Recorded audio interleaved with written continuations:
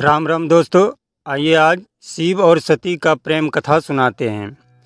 दक्ष प्रजापति की सभी पुत्रियां गुणवती थी, फिर भी दक्ष के मन में संतोष नहीं था। वे चाहते थे उनके घर में एक ऐसी पुत्री का जन्म हो जो सर्वशक्ति संपन्न हो एवं सर्व विजयिनी हो। इसलिए दक्ष एक ऐसी ही पुत्री के लिए तप करने लगे। तप करते करते अधिक दिन बीत गए तो भगवती आधा ने प्रकट होकर कहा, मैं तुम्हारे तप से प्रसन्न हूँ, तुम किस कारण तप कर रहे हो? दक्ष ने तप करने का कारण बताया तो माँ बोली, मैं स्वयं पुत्री रूप में तुम्हारे यहाँ जन्म धारण करूँगी। मेरा नाम होगा सती। मैं सती के रूप में जन्म लेकर अपनी लीलाओं का विस्तार करूँगी।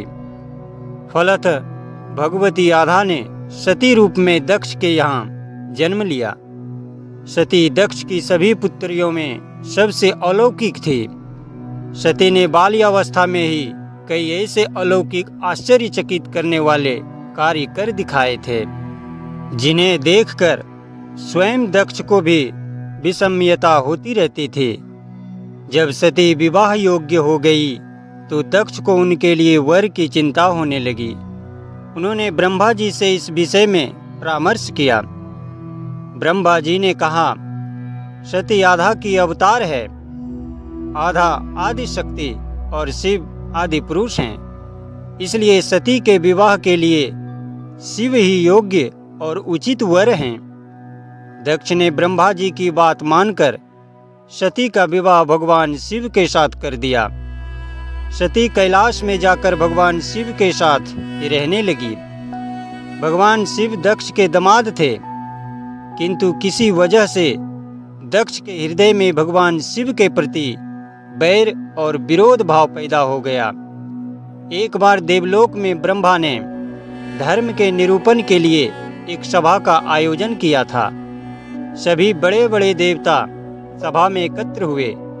भगवान शिव भी इस सभा में बैठे थे। सभा मंडल में दक्ष का आगमन हुआ। दक्ष के आगमन पर सभी देवता उठकर खड़े हो गए, पर भगवान शिव खड़े नहीं हुए। उन्होंने दक्ष को प्रणाम भी नहीं किया। इसलिए दक्ष ने अपमान का अनुभव किया। केवल यही नहीं, उनके हृदय में भगवान शिव के प्रति ईर्ष्या की आग जल उठी। वे उनसे बदला लेने के लिए समय और अवसर की प्रतीक्षा करने लगे। एक बार सती और शिव कैलाश पर्वत पर बैठे हुए परस्पर वार्तालाप कर रहे थे। उसी समय आकाश मार्ग से कई विमान कनखल की ओर जाते हुए दिखाई पड़े। सती ने उन विमानों को देखकर भगवान शिव से पूछा, प्रभु, ये सभी विमान किसके हैं और कहाँ जा रहे हैं? भगवान शंकर ने उत्तर दिया, आपके पिता ने बड़े यज्ञ का आयोजन किया है। समस्त देवता और देवागण इन विमानों में बैठकर उसी यज्ञ में सम्मिलित होने के लिए जा रहे हैं। इस पर सती ने दूसरा प्रश्न किया, क्या मेरे पिता ने आपको यज्ञ में सम्मिलित होने के लिए नहीं बुलाया? भगवान शंकर ने उत्तर दिया, आपके पिता मुझसे बैर रखते हैं, फिर वे मुझे क्यों बुलाएंगे? सती मन ही मन सोचने लगी। फिर बोली, यज्ञ के इस अवसर पर अवश्य मेरी सभी बहनें आएंगी। उनसे मिले हुए बहुत दिन हो गए। यदि आपकी अनुमति हो तो मैं भी अपने पिता के घर जाना चाहती हूँ। यज्ञ में सम्मिलित हो लूँगी और बहनों से भी मिलने का शुभ अवसर मिलेगा। भगवान शिव ने उत्तर दिया, इस समय वहाँ जाना उचित नहीं होगा। आपके पिता मुझसे बैर रखते हैं। हो सकता है वे आपका भी अपमान करें। बिना बुलाए किसी के घर जाना उचित नहीं होता है। इस पर सती ने प्रश्न किया, ऐसा क्यों? भगवान शिव ने उत्तर दिया, विवाहिता लड़की को बिना बुलाए पिता के घर नहीं जाना चाहिए, क्योंकि विवाह हो जाने पर लड़की अपने पति की हो जाती है। पिता के घर से उसका संबंध टूट जाता है। लेकिन सती मायके जाने के लिए हठ करती रही, अपनी बात बार बार दोहराती रही। उनकी इच्छा देखकर भगवान शिव ने मायके जाने की अनुमति दे दी। उनके साथ अपना एक गण भी साथ में भेज दिया। उस गण का नाम वीरभद्र था। सती वीरभद्र के साथ अपने पिता के घर गई। घर में सती से किसी ने भी प्रेम पूर्वक वार्तालाप नहीं किया। दक्ष ने उन्हें देखकर कहा, तुम क्या यहाँ मेरा अपमान कराने आई हो? अपनी बहनों को तो देखो, वे किस प्रकार भांति भांति के अलंकारों और सुंदर वस्त्रों से सुसज्जित हैं। तुम्हारे शरीर पर मात्र बाघांबर हैं। तुम्हारा पति शमशानवासी और भूतों का नायक है। वह तुम्हें बाघांबर छोड़कर और पहना ही क्या सकता है? दक्ष के कथन से सती के हृदय में पश्चाताप का सागर उमड़ पड़ा। वे सोचने लगी, उन्होंने यहाँ आकर अच्छा नहीं किया। भगवान ठीक ही कह रहे थे, बिना बुलाए पिता के घर भी नहीं जाना चाहिए। पर अब क्या हो सकता है? अब तो आ ही गई हूँ। पिता के कटु और अपमानजनक शब्द सुनकर भी सती मौन रही।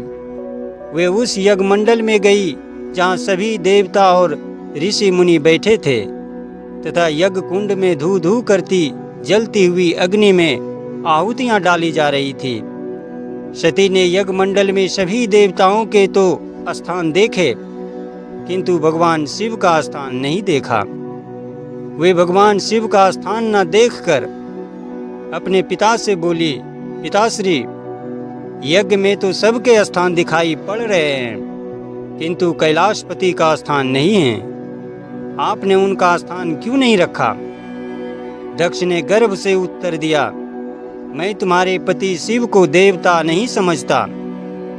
वह तो भूतों का स्वामी, नग्न रहने वाला और हड्डियों की माला धारण करने वाला है। वह देवताओं की पंक्ति में बैठने योग्य नहीं है। उसे कौन भाग देगा? सती के नेत्र लाल हो उठे। उनका मुखमंडल प्रलय के सूर्य की भांति तेजोदीप्त हो उठा। उन्होंने पीड़ा से तिलमिलाते हुए कहा, ओह, मैं इन शब्दों को कैसे सुन रही हूँ? मुझे धिक्कार है। देवताओं, तुम्हें भी धिक्कार है। तुम भी उन कैलाशपति के लिए इन शब्दों को कैसे सुन रहे हो, जो मंगल के प्रतीक हैं और जो क्षण मात्र में संपूर्ण सृष्टि को नष्ट करने की शक्ति रखते हैं। वे मेरे स्वामी हैं। नारी के लिए उसका पति ही स्वर्ग होता है। जो नारी अपने पति के लिए अपमानजनक शब्दों को सुनती हैं, उसे नरक में जाना पड़ता है। पृथ्वी सुनो, आकाश सुनो और देवताओं तुम भी सुनो। मेरे पिता ने मेरे स्वामी का अपमान किया है। मैं अब एक क्षण भी जीवित रहना नहीं चाहती। सती अपने कथन को समाप्त करती हुई यज्ञ के कुंड में कूद पड़ी। जलती हुई आहुतियों के साथ उनका शरीर भी जलने लगा। यज्ञ मंडल में खलबली पैदा हो गई। हाहाकार मच गया। देवता उठकर खड़े हो गए। वीरभद्र क्रोध से कांप उठे। वे उछल उछल कर यज्ञ का विध्वंस करने लगे। यज्ञ मंडल में भगदड़ मच गई। देवता और ऋषि मुनि भाग खड़े हुए। वीरभद्र ने देखते ही देखते दक्ष का मस्तक काटकर फेंक दिया। समाचार भगवान शिव के कानों में भी पड़ा। वे प्रचंड आंधी की भांति कनखल जा पहुँचे। सती के जले हुए शरीर को देखकर भगवान शिव ने अपने आप को भूल गए। सती के प्रेम और उनकी भक्ति ने शंकर के मन को व्याकुल कर दिया। उन शंकर के मन को व्याकुल कर दिया जिन्होंने काम पर भी विजय प्राप्त की थी और जो सारी सृष्टि को नष्ट करने की क्षमता रखते थे। वे सती के प्रेम में खो गए, बेसुध हो गए। भगवान शिव ने उन्मत्त की भांति सती के जले हुए शरीर को कंधे पर रख लिया। वे सभी दिशाओं में भ्रमण करने लगे। शिव और सती के इस अलौकिक प्रेम को देखकर पृथ्वी रुक गई, हवा रुक गई, जल का प्रवाह ठहर गया और रुक गई देवताओं की सांसें। सृष्टि व्याकुल हो उठी। सृष्टि के प्राणी पुकारने लगे, त्राहि माम, त्राहि माम। भयानक संकट उपस्थित देखकर सृष्टि के पालक भगवान विष्णु आगे बढ़े। वे भगवान शिव की बेसुधी में अपने चक्र से सती की एक एक अंग को काट काट कर गिराने लगे। धरती पर 51 स्थानों में सती के अंग कट कट कर गिरे। जब सती के सारे अंग कट कर गिर गए तो भगवान शिव पुनः अपने आप में आए। जब वे अपने आप में आए तो पुनः सृष्टि के सारे कार्य चलने लगे। धरती पर जिन 51 स्थानों में सती के अंग कट कट कर गिरे थे, वे ही स्थान आज शक्ति पीठ माने जाते हैं। आज भी उन स्थानों में सती का पूजन होता है, उपासना होती है। धन्य था शिव और सती का प्रेम। शिव और सती के प्रेम ने उन्हें अमर और वंदनीय बना दिया। तो दोस्तों, ये कहानी कैसा लगा कमेंट बॉक्स में ज़रूर कमेंट करें। और चैनल पर नए हैं तो प्लीज़ चैनल को सब्सक्राइब कर लीजिए। धन्यवाद। जय जय श्री राम। हर हर